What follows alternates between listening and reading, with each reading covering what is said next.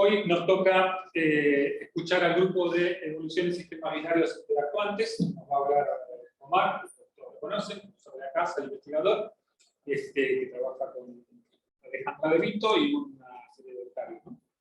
Bueno, los dejo con Omar y luego hacemos preguntas. Bueno, buenos días. Bueno, yo quería presentar brevemente las cosas en las que hemos estado trabajando y estamos y pensamos trabajar en un futuro cercano. Bueno, un día nos tomamos el trabajo de ponerle un nombre a esto y bueno, de entrada parecía demasiado parecido a nuestros vecinos de aquel lado, pero al final terminamos con ese nombre que creo que está bastante bien. Bueno, el grupo, en orden alfabético por los nombres, es el que está ahí. Por supuesto que no son, digamos, es el grupo propiamente dicho, pero no extingue las personas con las cuales hemos estado colaborando. También hemos estado colaborando con el grupo de Roberto Gamen, Gabriel Ferrero, bueno, Cristina Curi, Cintia Rodríguez y Giovanni Carraro de Padua, de Italia. Bueno, esta es una historia que empezó hace bastante tiempo. Originalmente, bueno, yo tuve como trabajo de tesis, tratar de desarrollar un programa para calcular estrellas de la manera más rigurosa posible. Originalmente empezamos, como es lógico, ¿no? Es mucho más simple estudiar estrellas aisladas que estudiar estrellas en sistemas binarios. Y bueno, un día nos aparecieron unos sistemas que evidentemente venían de sistemas binarios y dijimos, bueno, vamos a ver qué pasa con esta nueva cuestión, que más o menos encontré, digamos, de todas las imágenes, infinitas imágenes que hay en Internet. Bueno, me pareció que esta era bastante ilustrativa. Esta es una estrella que está en un sistema semiseparado, ¿no? En el que, bueno, un objeto muy compacto, ¿no? Recibe material que es donado por la estrella compañera, la que normalmente se le llama donora, y bueno, forma un disco de acreción. Acá el puntito negro sugiere que es un agujero negro, pero bueno, no importa lo que sea. Bueno, entonces nos interesamos por estudiar este tipo de problemas que lleva a situaciones que son muy diferentes a las que corresponden a sistemas, a estrellas aisladas. Entonces la idea es probablemente muy simplificada, que dos estrellas, digamos, las estrellas pueden estar solas, pero si están en un sistema binario en el que la órbita es muy abierta, donde muy abierta significa que siempre las estrellas, no importa en qué estado evolutivo estén, la distancia que las separe sea mucho más grande que la suma de los radios, no un poco más grande, sino mucho más grande. Entonces, en ese caso, uno supone que, bueno, podrá haber efectos de mareas, por supuesto, pero los efectos, digamos, de la evolución interna de las estrellas, que es más que nada lo que nosotros estamos interesados, es como que no pasa gran cosa. En general se lo ignora. Pero claro, hay otras situaciones en las cuales la cosa se pone más complicada. Sobre todo cuando en algún momento de la evolución, alguna de las estrellas, generalmente la más masiva, supera una superficie crítica, que ahora les voy a nombrar, y todo ocurre de una manera muy diferente que lo que pasaría si la estrella estuviera aislada. Bueno, esta es un poco la lista de cosas en las que nosotros hemos estado o estamos involucrados, ¿no? Acreción sobre estrellas normales, enanas blancas, de neutrones y más recientemente agujeros negros, picos de acreción, estrellas rezagadas azules o Blue-Stragglers, bueno, efectos de marea, formación y evolución de binarias de rayos X de baja masa, y aún progenitores de supernova de distinto tipo.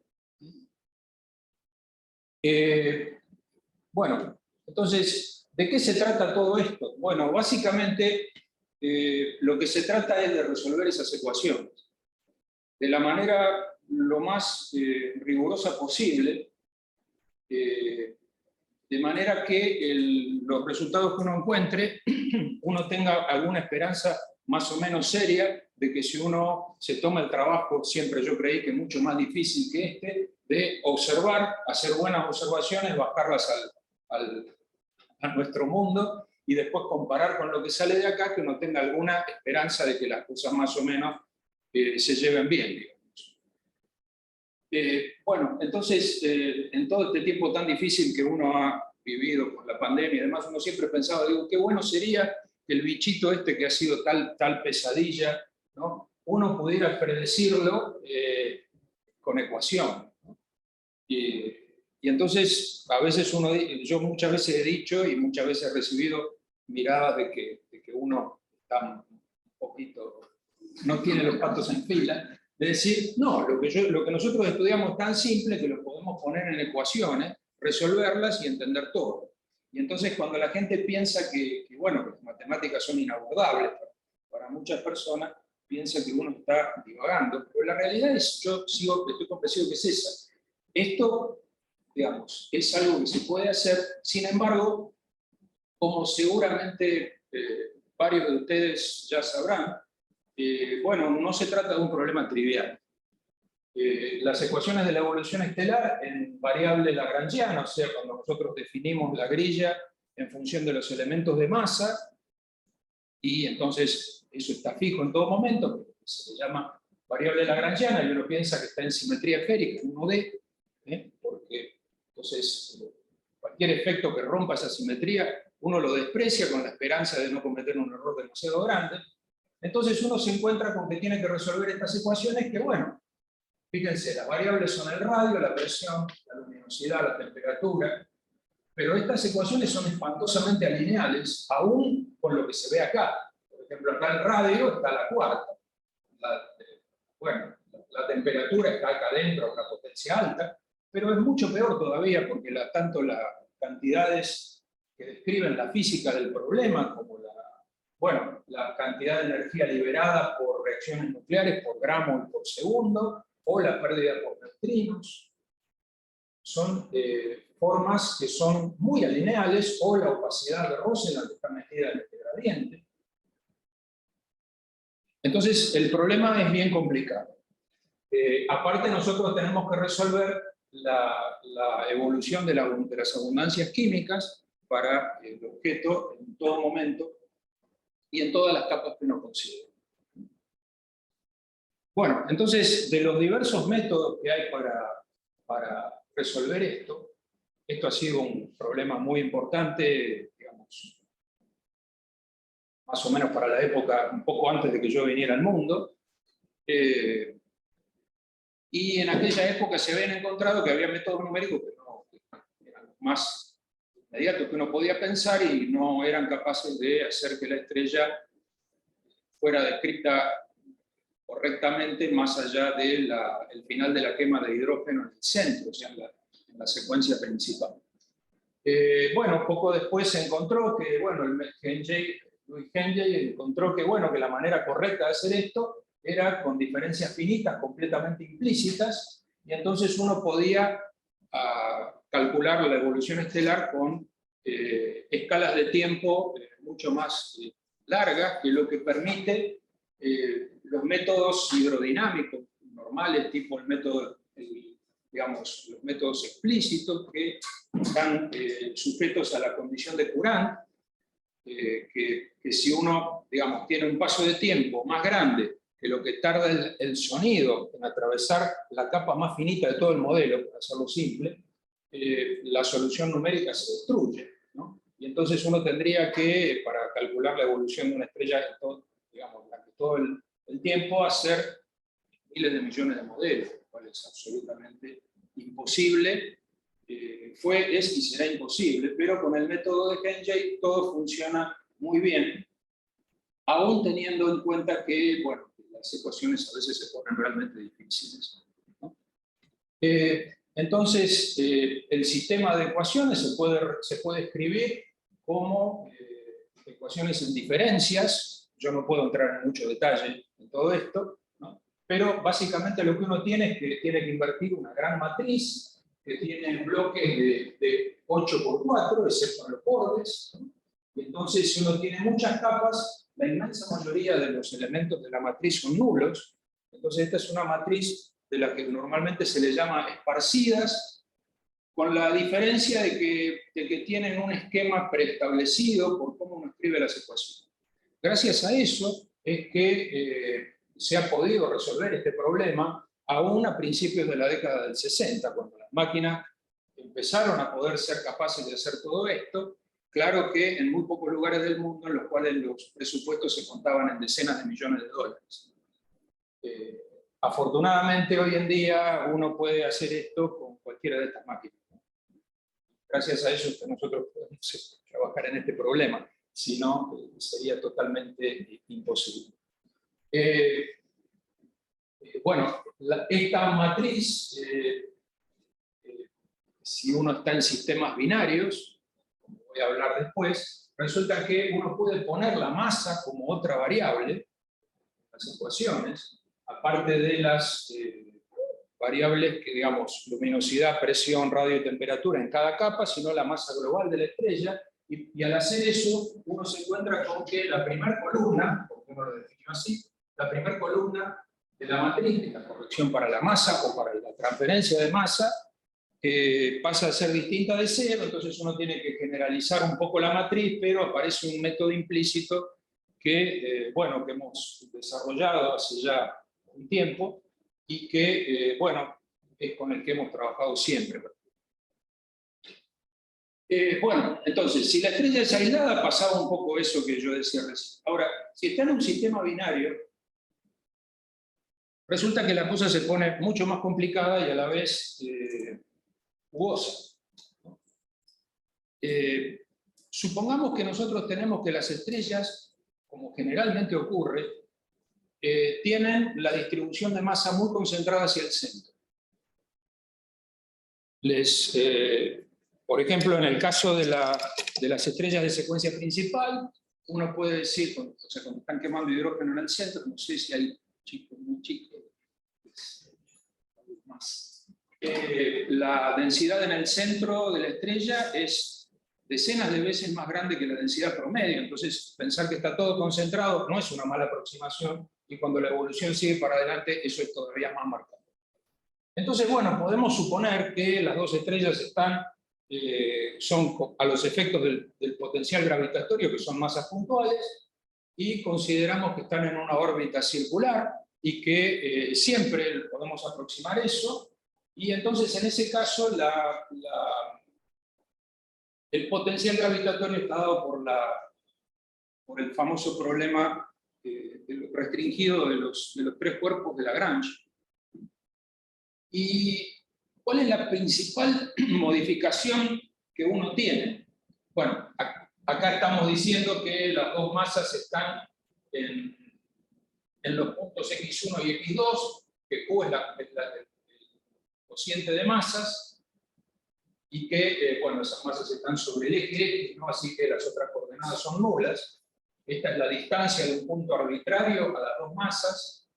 Este es el radio cilíndrico, y bueno, entonces ese es el potencial. Entonces, la principal diferencia que nosotros tenemos es que la existencia del lóbulo de Roger impone un volumen máximo. Es como que la principal diferencia es esta. El problema restringido termina, digamos, uno estudia la fuerza que hay sobre una partícula de prueba, o sea, de una masa despreciable. Uno encuentra 5 puntos en los cuales la fuerza neta es nula, ¿no? Que son los famosos puntos lagrangianos. Entonces los puntos, bueno, una cuestión de nombres, ¿no? L1, L2 y L3 son colineales con las dos masas, y el L4 y el L5 son equiláteros. Entonces, bueno, de algún libro que estudiaba hace muchos años, ¿no? McCaskey, era que demostraba que, bueno, cualquier órbita, digamos, próxima a los puntos 1, 2 y 3, son inestables, siempre se abren. Y que, bueno, el 4 y el 5, bueno, en algunos casos, para valores del cociente de masa mayores que, uno puede tener estabilidad, por eso en el sistema solar hay asteroides troyanos, pero en el caso que a nosotros nos interesa, en particular el L1, resulta que si la estrella, por efectos evolutivos internos, porque va cambiando la composición química, se va inflando, y toma la forma de esta cosa tipo esfera, y llega al L1, resulta que en el L1 la fuerza neta es nula. Entonces la presión de las capas subyacentes empujan el material y lo tiran para el otro lado. Entonces la primera conclusión importante es que cuando uno tiene esa situación, la estrella no es capaz más de mantener el equilibrio hidrostático y retener toda su materia. Entonces, en ese momento, cuando la estrella empieza a tirarle materia a la compañera, es que la situación se pone difícil en serio. La transferencia de masa, bueno, esta es una forma del potencial, intenta hacer en 3D, entonces uno tiene dos pozos, y que si la estrella empieza a inflarse, llega un momento que desborda y le tira la materia para el otro lado. Bueno, entonces, el problema fundamental es el de la estabilidad de la transferencia de masa. La estrella va a perder masa y pueden pasar dos cosas. Que la estrella, digamos, uno tiene que cuando pasa eso, la estrella y el lóbulo evolucionan. Entonces, si al perder masa la estrella se mantiene más chiquita que el lóbulo, entonces uno puede tener un valor del m punto, o sea, de la tasa de transferencia de masa, de manera tal que el radio de la estrella y el radio del lóbulo sean más o menos similares. En ese caso uno tendrá que la transferencia de masa será estable.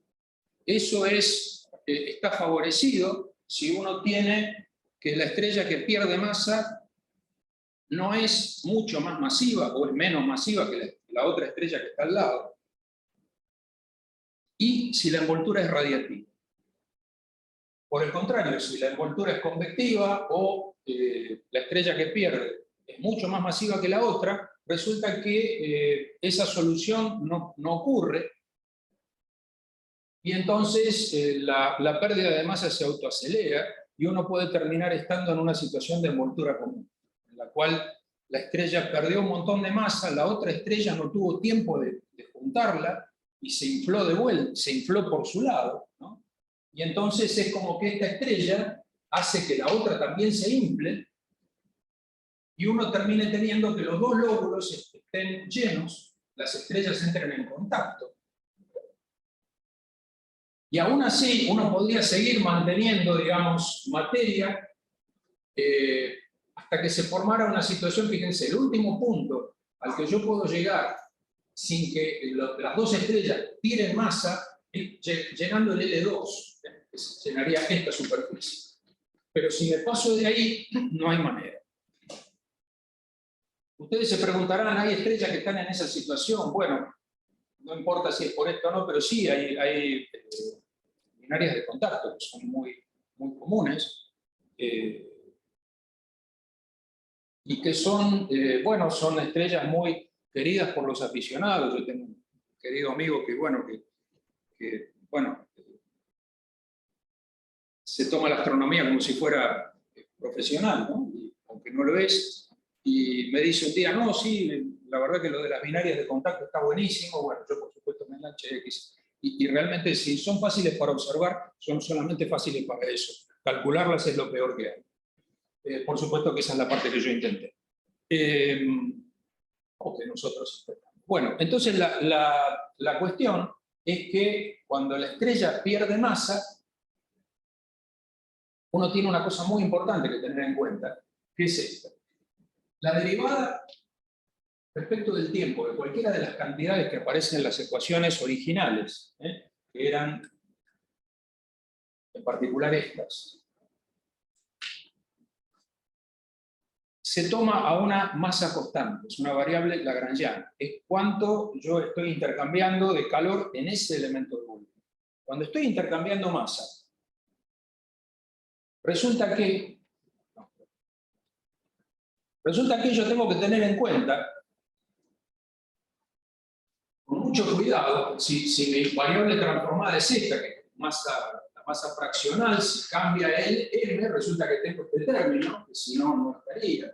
Y entonces eso hace que la luminosidad del interior de la estrella cambie y sea un poco el que describa todo este fenómeno que yo les decía. Bueno, esa es un poco la idea fundamental. No me quiero extender mucho. Por supuesto que, digamos, la tasa de transferencia de masa, en la aproximación más simple posible, está dada por una cantidad que, bueno, que es más o menos constante por la exponencial del radio del lóbulo menos el radio de la estrella, dividido la distancia en la fotósfera que necesito recorrer para que la presión aumente en un factor E. O sea, en el factor que sea la base de los logaritmos naturales. Esta cantidad suele ser muy chica, entonces este valor es terriblemente sensible a esta diferencia. En este caso, nosotros seguimos pensando que es como si todo fuera en 1D. Bueno, entonces, la transferencia de masa la tengo acá, pero además modifica la órbita, el semieje de la órbita, que lo pensamos siempre que es circular, pero cambia, ¿no? La relación entre el lóbulo y el semieje está dada por esta famosa expresión. A mí siempre me llamó la atención, que es una carilla en el APJ que tiene como 2000 citas. Q es el cociente de masa de las dos estrellas, entonces uno tiene que tener en cuenta que, aparte del intercambio de masa, o la pérdida, porque no necesariamente la estrella compañera va a recibir todo el material que le tire la donora, bueno, tenemos que tener en cuenta los distintos procesos de pérdida del momento angular. Uno, muy famoso en estos días, es la pérdida de momento angular por radiación de ondas gravitatorias. Otro es, bueno, el momento angular específico que se lleva el material que es perdido por el sistema. Y otro es el frenado magnético, que es bastante incierto, ¿no? Es como que las líneas de campo que tiene la estrella hace que el material que va perdiendo sea corrotante con la estrella hasta cierta distancia, y entonces eso hace que la estrella de alguna manera se frene, de la misma manera que una bailarina cuando abre los brazos gira más despacio, ¿no? Ejemplo típico de siempre. Entonces, bueno, poner todo eso en un código numérico, bueno, no es muy sencillo, pero bueno, después de bastante pensar cómo hacerlo, terminamos presentando este trabajo, en el cual esta es la figura 1 de ese trabajo, que es un poco, sí, bueno, es el primer pancito que sacamos del horno. Hace ya bastante tiempo. Entonces ahí de lo que se trata, bueno, es un poco de de ahora en adelante todo lo que yo les voy a contar está relacionado con resultados que hemos sacado con códigos propios. Muchos de ustedes sabrán que hay otros códigos, por en particular el famoso MESA, ¿no? Con el cual, bueno, por razones históricas seguramente, el MESA es mucho más reciente que mi comienzo con tener una relación directa con este tipo de problemas, entonces claro, uno va con cada maestrito con su librito, ¿no? Bueno, entonces acá tenemos el caso de una estrella que tiene dos masas solares que le está donando a una estrella de neutrones en una órbita de 1,5 días. Y que, bueno, acá tenemos que la estrella está en la secuencia principal, poquito después empieza a transferir masa. Entonces, la clasificación correspondería, en la clasificación de Kippenham y Weigert, es clase B. Entonces, entre el punto 1 y 2, la estrella está transfiriendo masa a su compañera. Parte de esa masa puede ser que la estrella de neutrones la acrete o no. Eso es algo bastante complicado. En este caso en particular hemos supuesto que la mitad de esa masa era atrapada por la estrella de neutrones siempre y cuando la tasa de acreción estuviera debajo de un umbral, el umbral de Eddington, es algo así como 10 a la menos 8 veces masas solares por año. Entonces, la estrella pierde la enorme mayoría de su masa y hace este recorrido evolutivo hasta el punto 2 en el que se separa del lóbulo y se empieza a contraer. ¿Por qué se contrae? Bueno, porque perdió la inmensa mayoría de su envoltura rica en hidrógeno. Y cuando llegó a una capa chiquitita, bueno, no fue capaz de mantener ese volumen extendido, se comprimió rápidamente y debido a la compresión sufrió un flash termonuclear en las capas externas, flash de hidrógeno. Entonces rápidamente se expandió, vino para acá.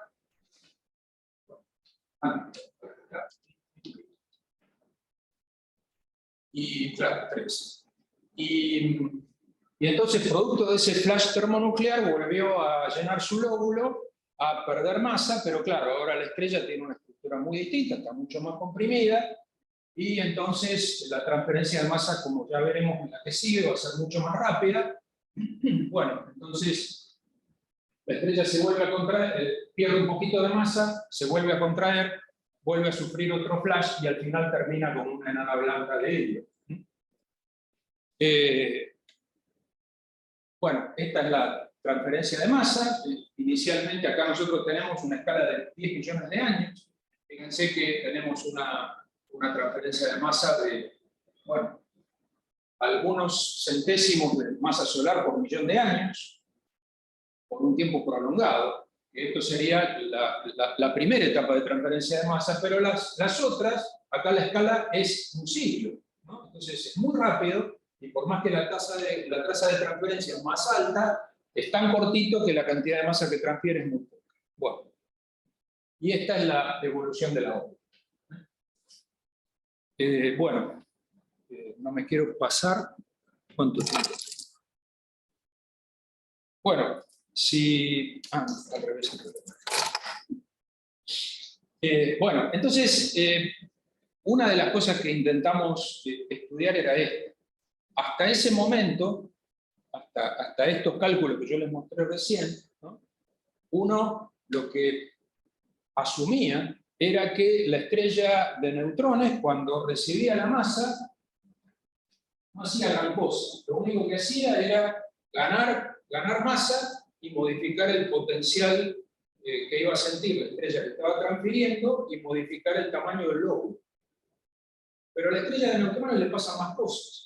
En particular, lo que nosotros tenemos es que esa estrella va a emitir, por efecto de la acreción, un fuerte flujo de rayos X, que es la energía que va a perder la estrella porque ese material está cayendo en el tremendo pozo de potencial que ofrece la estrella de neutrones.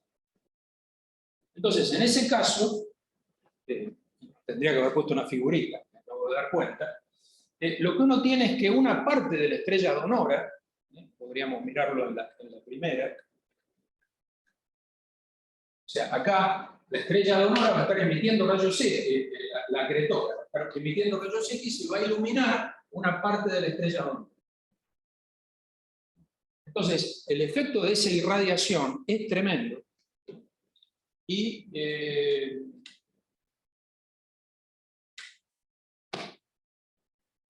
si la estrella, cuando está perdiendo masa, tiene una envoltura convectiva, ocurre un fenómeno sorprendente.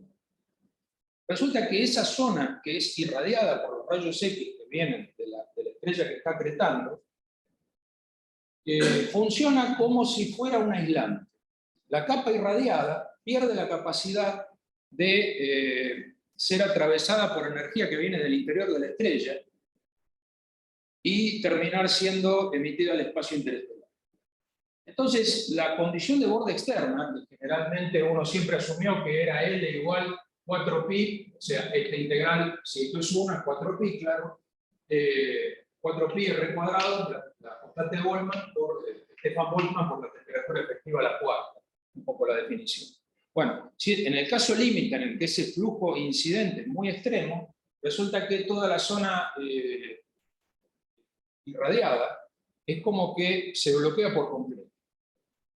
Entonces es como que, como consecuencia de esa irradiación mutua, la evolución de la estrella que está donando materia cambia drásticamente.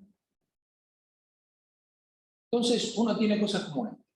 Yo recién les mostraba un resultado similar a este, en el cual teníamos que la estrella, bueno, llenaba su lóbulo, perdía masa, se separaba e iba a hacer flashes termonucleares, terminar con una nana blanca. Bueno, nosotros no sabemos qué fracción de esa energía digamos, que irradia la estrella de neutrones sobre la donora realmente digamos, juega el papel de hacer el reciclado. Hay una serie de fenómenos que uno no ha tenido en cuenta en esto, por ejemplo, la presencia de un disco de acreción. Lo que pasa es que, claro, ya nomás llegar hasta acá no es muy sencillo, pero lo que uno encuentra es que dependiendo de qué fracción de la energía irradiada afecta a la estrella donora, por supuesto eso se da entre 0 y 1, ¿no? Es un poco lo que significa este parámetro. Resulta que la transferencia de masa, que antes era un fenómeno continuo y que duraba, no sé, escala de millones de años o aún más larga, resulta que eso se modifica y terminan ocurriendo un proceso de transferencia de masa que puede ser cíclico. Y esa es una diferencia muy grande. La cantidad de ciclos depende drásticamente de ese factor. Y eso lo pueden ver acá. Cualquiera que ve este gráfico, lo primero que le parece es que eso es ruido, ¿no? Cualquiera que haya visto un cálculo en una computadora y se haya encontrado con una inestabilidad numérica, como a mí me ha pasado muchas más veces que lo que quienes me conocen imaginan, la verdad es esa, uno pensaría esto es ruido. No, esto no es ruido. Esto es el proceso por el cual la transferencia de masa, acá nosotros tenemos la tasa de transferencia de masa en función del tiempo, ¿no? La estrella originalmente tendría 2 masas solares y termina teniendo una masa que es casi planetaria. Entonces, en el momento en el que la envoltura es convectiva, empieza a tener esta reacción de tener los pulsos. Y entonces, dependiendo de cuánto es el parámetro, la etapa en la cual la estrella está intercambiando masa ya no es un continuo, con una escala de los gigaaños, acá el 10 a la 9 capaz que no se ve bien, pero la escala es de gigaaños, sino que puede ser mucho más corto. Entonces resulta que uno puede tener un sistema binario en el cual uno, según los modelos tradicionales, que son mucho más fáciles de calcular, claro, pensaba que está transfiriendo masa, resulta que no. Puede ser que esté en un momento en el cual no esté transfiriendo masa, sino que esté separado, por muy poquitito, pero separado. ¿Por qué pasa esto? Bueno, porque cuando la estrella donora se le bloquea esa parte, ese cascarón que no puede perder energía, resulta que eso lo que hace es que la estrella reacciona perdiendo más masa que la que perdería si eso no hubiera ocurrido. Y en un momento se da cuenta que perdió más masa y entonces se retrae. Cuando pasa eso, el interior, las capas siguen quemando y entonces la estrella se quiere volver a inflar y entonces ahí es cuando viene el ciclo. Entonces, claro, por ejemplo, acá se ve más fino, ¿no? Este es el radio de la estrella donora y este es el radio del lóbulo, ¿no? Entonces, transfiere masa, se separa, se contrae, y el lóbulo se contrae por la radiación gravitatoria, hasta que, como les decía recién, la cascarita, digamos, quema hidrógeno en helio, se va para afuera, se vuelve a inflar, y así se repite así muchas veces. Y esto es viendo muy finito lo que pasa por acá, ¿no? Si uno ve esta línea piensa que en realidad le puso una línea demasiado gruesa al graficador, pero no, tiene esa estructura. Hasta que la evaporación, cuando la evaporación puede hacer su trabajo y entonces hacer que la órbita se abra. Y entonces ahí uno está en una situación de viuda negra. Entonces, claro, cuando uno pone esto encima de las observaciones, uno encuentra que, bueno, el plano masa de la estrella Donora en contra del período orbital, los circulitos vacíos son sistemas observados. El período orbital, por supuesto, se conoce con toda la precisión del mundo, con muchos decimales, pero la masa no, porque está el problema de la inclinación, con alguna honrosa excepción cuando está bien medido el Shapiro delay. Bueno, pero entonces resulta que los modelos estándar que vienen por acá no pueden dar cuenta de estos objetos, porque acá transfieren masa y entonces uno los vería como binarias de rayos X, cuando en realidad estos son pulsares binarios. No se los vería como pulsares. Entonces, pensamos que, bueno, que estos pulsos de transferencia de masa son un poco, al menos una parte de la explicación de por qué se ven pulsares acá cuando los modelos estándar de evolución binaria hubieran predicho otra cosa. Bueno, generalmente, y estoy pasando capaz que demasiado rápido, pero bueno, no tengo todo el tiempo del mundo, ¿no? Cuando uno estudia este tipo de sistemas, una de las cosas que parece tener más información escondida es la tasa de variación de la órbita, del periodo de la órbita. Que, bueno, a mí humildemente me parece sorprendente que se puedan medir estas cosas, ¿no? Pero la gente que sabe observar parece que lo sabe hacer, y entonces me parece fantástico. En particular, bueno, este pulsar que nosotros estudiamos, hicimos un modelo con evolución binaria y todo para poder explicar en las condiciones en las que estaba la estrella Donora, que se la había observado bastante bien. Nos quedamos contentísimos. Bueno, el trabajo fue publicado, todo, hasta que nos encontramos con que el P punto, que predicen los modelos que asumen todas las cosas que dijimos hasta ahora, era mucho más chiquitito que el que se ve. Entonces tenía que faltar algo importante en toda esa historia. Entonces, bueno, en este trabajo, que es bastante reciente, estuvimos estudiando qué es lo que podía pasar, digamos. Tiene que haber algo más que esté desequilibrado en el sistema, como para que el sistema reaccione y nos provea esta variación del periodo orbital. Y parecía que lo más lógico era pensar en que esto era un fenómeno que tenía que ver con las mareas. Entonces dijimos, bueno, a ver, la gente piensa que la estrella Donora está siempre sincronizada con la órbita porque es fácil. Es mucho más fácil que resolver estas ecuaciones, que, bueno, que uno tiene que tener un poco de cuidado de cómo tratarlas para que no se le vaya todo al diablo, ¿no? Numéricamente. Y entonces lo que encontramos es que si uno asume que cuando la estrella termina de transferir masa, la estrella Donora está levemente fuera de sincronía con la órbita, o sea que la estrella Donora rota un poco distinto que la órbita. Bueno, el sistema, por efecto de las mareas, ¿no? Ustedes saben que la Luna muestra siempre la misma cara a la Tierra por efecto de marea, pero claro, no, la rotación no está sincronizada, pero la órbita sí. Bueno, el sistema reacciona tratando de sincronizarse, ¿no? Y entonces, claro, cuando uno tiene esto, resulta que con una pequeña falta de sincronía en ese momento que termina la transferencia de masa, entonces uno puede, sin mayor dificultad, encontrar bueno, que el periodo orbital puede cambiar como para explicar lo que se ve. Lo que pasa es que, claro, las escalas del tiempo acá son tremendamente dispares y si bien esta es una solución que parece muy bonita, yo no me animo a decir bueno, que el problema esté cerrado ni mucho menos, ¿no? Pero lo que no tengo duda es que es un problema tremendamente interesante en el que, no sé, la simetría esférica es un problema realmente grande.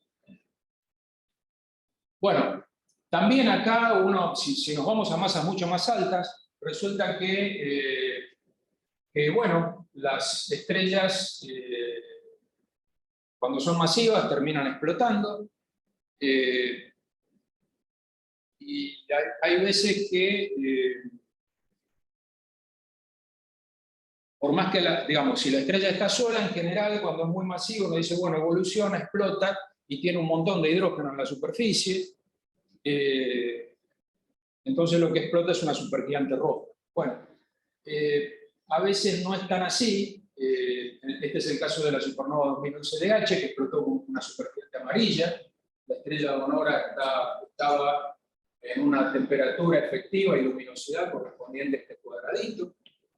Y lo que pasó fue que la estrella, cuando explotó, bueno, si bien tenía líneas de hidrógeno en su espectro, rápidamente se desvanecieron. Y entonces es como que la cantidad de hidrógeno que le quedaba era poca. Bueno, el interior profundo de la estrella se desacopla bastante de lo que pasa afuera. Y el interior puede seguir viaje hasta el colapso gravitatorio y todo lo que les pasa a estos bichos, ¿no? Mientras que lo de afuera está tremendamente afectado por el sistema binario. Entonces, bueno, este es un cálculo que bueno, hicimos hace tiempo, en el que la estrella de Honora, que originalmente tenía 16 masas solares, asumimos ese valor, y un periodo de algunos 125 días, si mal no recuerdo, bueno, evoluciona, llena su lóbulo, transfiere masa, se despega, viene para acá, quema el helio, y cuando viene para acá, bueno, quema todo lo que sigue, digamos, carbono, neón, oxígeno, y mientras tanto la estrella compañera acá se asumió que recibía la mitad de la masa que perdía la de Honora, y entonces se volvió más brillante, pero y terminó acá. O sea, una estrella amarilla y la otra muy azul. Bueno, en un sistema binario eso no es difícil de explicarlo. Este es el perfil de hidrógeno que quedaba en la superficie. Fíjense que es muy poquitito, la superficie, y acá tenemos 1.5% de la masa de la estrella. Y la abundancia de hidrógeno, que son estos distintos perfiles, es si la transferencia de masa era conservativa, estados intermedios, o totalmente no conservativa. No cambia demasiado. Entonces es como que si bien el factor beta es muy incierto, yo les decía, ¿no?, la cantidad de masa que recibe la estrella compañera, parecería como que la predicción de la cantidad de hidrógeno que queda en la estrella que va a terminar explotando no depende mucho de eso. Y eso está muy, muy bien. Y está muy bien también que el objeto que quedó era capaz de explicar la curva de luz que se observó de la supernova. Más que ahí hay un par de parámetros libres, como la cantidad de energía liberada por la explosión y demás, pero bueno. Bueno, esto es una de las últimas cosas. Acá, bueno, a ver. Creo que no hay nada más difícil que intentar tratar lo más rigurosamente posible, que no es lo mismo, la rotación estelar. La rotación estelar, uno puede pensar inocentemente que, bueno, uno dice, bueno, a ver, tengo una pelota, la hago rotar muy rápido, y entonces uno piensa que se aplasta, y que mucho más que eso no va a pasar. Bueno, eso es cierto. Cualquiera que haya tenido la suerte de ver a Saturno, Saturno es un rotador muy rápido, es el rotador más rápido entre los planetas de nuestro sistema, uno lo va a ver aplastado. Pero en las estrellas, bien, bueno, Saturno, más allá de si tiene un interior de roca, de lo que le llaman roca o no, químicamente, bueno, básicamente homogéneo, no todo competido, todo se está mezclando. Bueno, en las estrellas masivas, que es en este caso, nosotros tenemos que la situación es mucho más complicada, sobre todo por este hecho. La estrella, cuando rota,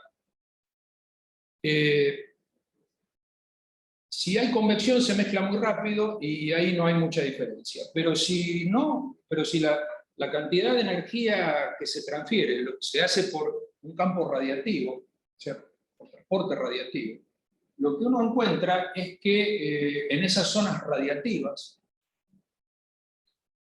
aparecen lo que se conoce como corrientes de circulación meridiana. O sea, corrientes que llevan, digamos, si el material se mueve, es como que ese material se lleva su propia composición química y aparte calor. Y ese es un proceso de mezcla que está más allá de lo que se puede estudiar cuando se ignora la rotación, que es lo que se ha hecho durante décadas, todos quienes hemos estado metidos en este libro. Ustedes se preguntarán, bueno, a ver, las estrellas son un puntito que se ve lejos, entonces se ve muy poco, entonces hay mucha gente que se aprovecha de eso para hacer modelos y darle la guitarra, ¿no? Pero si uno quiere ser riguroso, uno puede decir, bueno, a ver, ¿hay algún ejemplo de algo parecido a la circulación meridiana que uno conozca? Bueno, la respuesta es sí. Cualquiera que le haya prestado atención al mapa de nuestro planeta habrá visto que lugares que a la misma latitud el clima es muy distinto. Por ejemplo, yo hace unos años estuve en Tromsø. Tromsø es la universidad que está más al norte en el mundo, ¿no? Y recuerdo que no hacía un frío insoportable. Me acuerdo que inclusive el día que llegué hacía calor. Era verano, claro. Y era, digamos, el sol de medianoche. Si uno va a la misma latitud, hacia el este, se encuentra con las ciudades más frías del mundo, Verkhoyansk, en Siberia, no sé, no sé cómo vive la gente ahí, 40 grados bajo cero, como si nada. Bueno, ¿por qué pasa eso? Bueno, eso pasa, en particular el clima noruego es tan benigno por la corriente del Golfo, porque la rotación de la Tierra y el gradiente de salinidad lo que hace es que aparezca una corriente que va del Golfo hacia las Islas Británicas y más al norte, y hace que el clima por ahí sea benigno.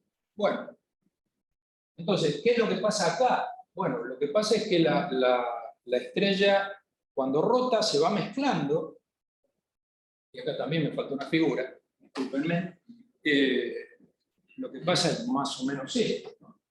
Y entonces,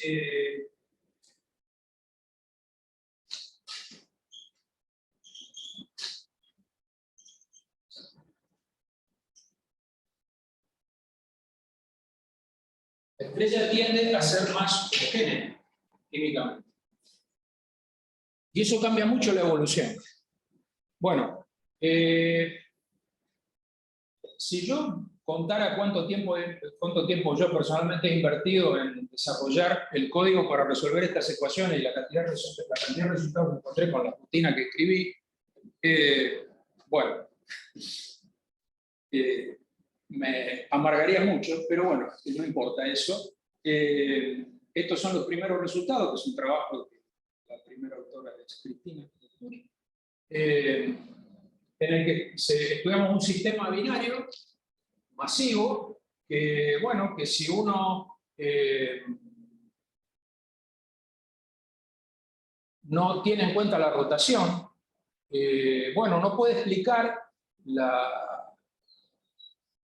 características que tiene el sistema, porque claro, la rotación, otra de las cosas que hace es acelerar la transferencia de masa, la pérdida de masa, porque si bien esto es un sistema binario, está separado, ¿no? Y es interesante que, bueno, si bien, bueno, estos son distintos recorridos evolutivos con distintas rotaciones iniciales. De acá para masas más bajas, esto es la temperatura efectiva y esta es la aceleración de la gravedad en la superficie. Si uno ve a la estrella del ecuador o la ve del polo, tanto la gravedad como la temperatura son distintas. Eso es un efecto debido al teorema de Von-Seidel, ¿no? Que la la temperatura va con la gravedad superficial a la 1/4. Entonces, como la estrella va perdiendo velocidad de rotación por efecto de la pérdida de masa que se lleva a un momento angular intrínseco, bueno, eso se ve afectado. Los recorridos evolutivos cambian. Fíjense lo distinto que es si yo miro las estrellas más masivas en el polo o en el ecuador. Acá hay claramente una diferencia, producto de eso que les decía. Pero claro, como la rotación de la estrella se va frenando por efecto de cómo va perdiendo masa, cuando llegamos a las condiciones en las cuales se observa a este par binario, bueno, es como que no es muy distinto lo que uno ve si lo mira desde el polo o desde el ecuador, ¿no? Entonces uno no tiene que preocuparse mucho por la inclinación del sistema, si se no explica bien. Bueno, estos son todas cosas que ya están hechas. Lo que estamos haciendo ahora es tratando de estudiar con la mayor profundidad posible las consecuencias del frenado magnético, que yo les decía que era bastante incierto. Hay en la literatura una serie de prescripciones que describen cómo es que los sistemas binarios se deberían frenar por esto, y los recorridos evolutivos cambian muchísimo. En particular, acá tenemos distintas prescripciones de frenado magnético, que son todas hoy en día, en principio, siguen siendo consideradas viables, pero si es uno u otro, para un periodo, para el mismo sistema binario, 1.25 mesosolares de la estrella que dona y la estrella de neutrones 1.3, entonces el recorrido evolutivo y aún el estado final al que llega el sistema es completamente distinto, dependiendo de las distintas prescripciones de frenado magnético. Entonces, en la literatura hay gente que ha dicho que, bueno, que en particular este frenado, que es muy fuerte, no era capaz de explicar los objetos que tenían órbitas más abiertas. Sin embargo, a nosotros nos da que sí, que se puede explicar. Y bueno, entonces estos son digamos, si son distintos los periodos iniciales, este frenado 3 siempre es muy distinto que los otros, pero los otros 3 siempre van más o menos a la misma, al mismo, tienen la misma evolución. Entonces, bueno, esto de última hay que hacer cálculos para más masas, lo cual tiene su dificultad, porque si vamos a estrellas más masivas, tenemos el problema del cociente de masas, ¿no? Que la estrella que dona es la más masiva, entonces podemos tener inestabilidades numéricas que, digamos, que a veces no es fácil darse cuenta cuál es una inestabilidad numérica y cuál es una inestabilidad real, ¿no? del sistema físico. Y bueno, otra cosa que estamos haciendo es tratando de estudiar el problema de este sistema binario, que ahora ya no es una estrella de neutrones la que recibe masa, sino un agujero negro. La estrella donante de este agujero negro está en este cuadradito del diagrama Cher de temperatura y luminosidad, que acá está magnificado. Entonces estudiamos cómo es que la estrella, el agujero negro gana masa y momento angular, pensando que inicialmente no rotaba, y nos encontramos con que no importa cuánto sea el material que recibe el agujero negro, resulta que la rotación con la que queda el agujero negro siempre es menor que lo que se ha observado. Está en este parámetro mayor que 0,92, ya casi 1. Entonces, creo que una conclusión interesante de este trabajo es que, por lo menos en este sistema binario de agujero negro, B404 Cygni, todo indicaría que ese agujero negro ha nacido con un momento angular apreciable. Y eso, digamos, por supuesto, si este es un objeto no lo puede generalizar, ¿no? Un error filosófico importante, pero por lo menos en este caso, en algún caso, estos sistemas realmente, bueno, tienen que nacer con el agujero negro como una espina importante. Bueno, hasta acá llegamos.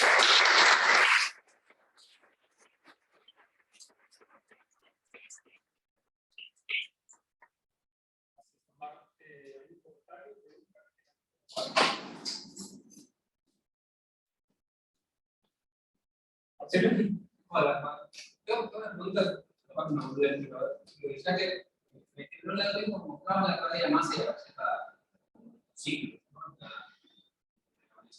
Esos ciclos no están relacionados con la escala, o sea, ¿qué escala de tiempo física es la que aparece en un ciclo? ¿Está relacionado con la escala de tiempo de la con la estructura o algo así?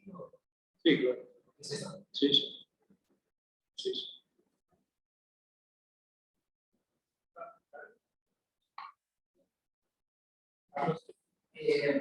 ¿Sería posible tomar un sistema binario en el cual, o si crees que es físicamente posible que suceda, que esté suficientemente cerca uno de otra, que la agresión sobre el objeto compacto que está recibiendo masa sea tan grande el ritmo de agresión que pueda llevarlo a colapsar a un agujero negro?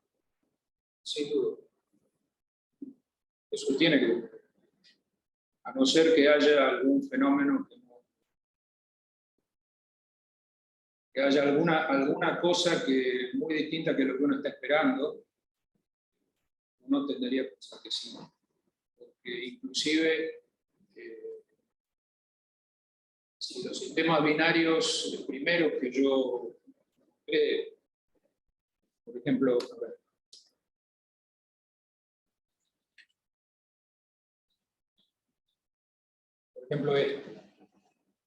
Si la órbita es muy cerrada y la transferencia de masa empieza cuando todavía la estrella no quemó todo su hidrógeno en el centro, o no mucho después, la escala de tiempo de transferencia de masa es muy larga y muy baja. Entonces, acá hay un límite que es la tasa de acreción de Eddington. Entonces, cuanto más cerrada sea la órbita, lo que pasa es que la escala de tiempo es más larga, el m punto es más bajo, y entonces uno estaría por abajo del límite crítico de Eddington. Entonces, bueno, uno esperaría que la estrella que recibe la masa crezca un montón en masa y perfectamente pueda superar la masa crítica de las estrellas de neutrones, y por más que eso es algo más o menos incierto hoy en día, uno ya sabe que es más de 2 masas solares. Ahora, si hay algún fenómeno que de alguna manera limite ese proceso y que tenga que ver con el disco de acreción, acá es algo que yo en este momento no lo puedo decir. Pero en principio sí.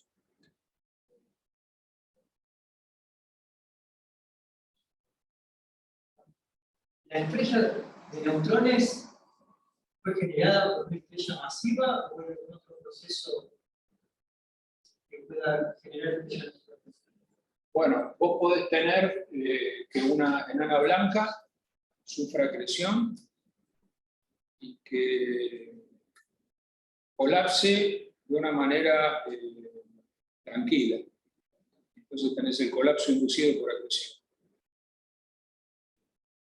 Si no, la enana blanca puede explotar. Bueno, es complicado el problema de acreción sobre una estrella enana blanca, pero sí, no es el único mecanismo posible.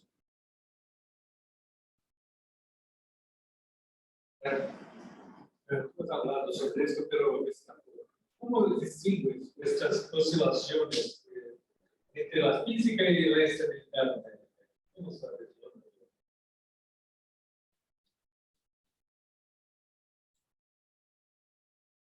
¿Esta? Sí,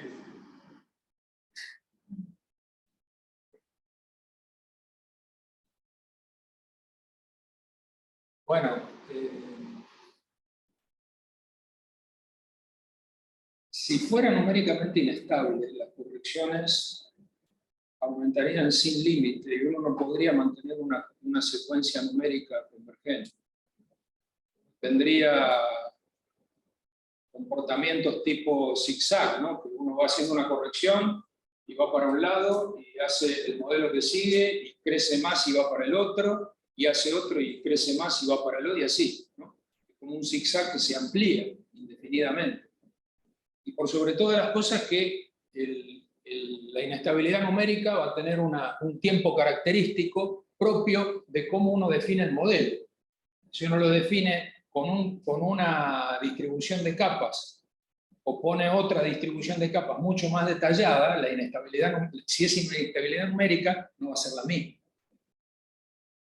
Entonces, si es un fenómeno físico, por supuesto que eso también va a modificar el fenómeno físico, pero muy poquitito. Eso, por supuesto que lo hicimos. Entonces, estamos, digamos, seguros que, aparte de otra gente con un código completamente independiente, encontró resultados similares. Ampliar una escala de tiempo como resulta parece que es la oscilación que dice, pero si vos le pones una escala de tiempo que muestre una de esas estructuras, la estructura de un cartel que no tiene esa sexualidad.